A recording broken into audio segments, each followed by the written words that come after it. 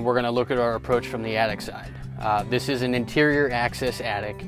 As you can see behind me, we have a spray foam insulation setup. Generally with our attic inspection, it's still going to be a macro-micro approach. So you're going to take a step back however you can, however your access is. Look at your insulation, look at your framing. If you can access it or visually see it, look at your roof-to-wall connection. Now, if you're not doing a wind mitigation, that's fine, but you still want to see what you're looking at. Because if you had a scenario where some connections were not properly tied together, that's something you're going to want to mention. I had a house just last week, a 2018 custom home build. They had spray foam insulation. I could see some of the connections, but some of them were not nailed together. So that's something you're going to want to bring to your client's attention, especially in not just that case, any type of case. You're going to look at your wiring. You're going to look at your plumbing if accessible, typically on a repipe. In this particular case, we do have accessible plumbing on new construction, CPVC.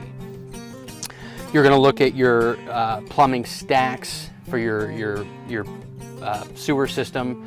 See how they penetrate the roof. If they penetrate the roof, look for any stains. Look at your dryer vents, make sure they penetrate the roof. Look at your bath vents, make sure they exhaust to the exterior, not just in the attic space. And you don't want that in this particular case because it's a sealed attic. You want to make sure all that stuff goes outside. Now, typically I'm not belted up. I have knee pads and a face mask on, and I'm able to crawl around, but you're going to want to go in, go right. Make sure you make your way all the way around. Look at your ductwork. In this particular case, we have HVAC system in the attic, and we'll talk more about that later. Look at your spray foam insulation, see if it's coated. Some spray foam manufacturers require a coating for off-gassing or any kind of fire retardant system. And if the mixture is not correct, it can actually cause corrosion issues with bare metal. So that's something that you'll address with the manufacturer of the spray foam insulation.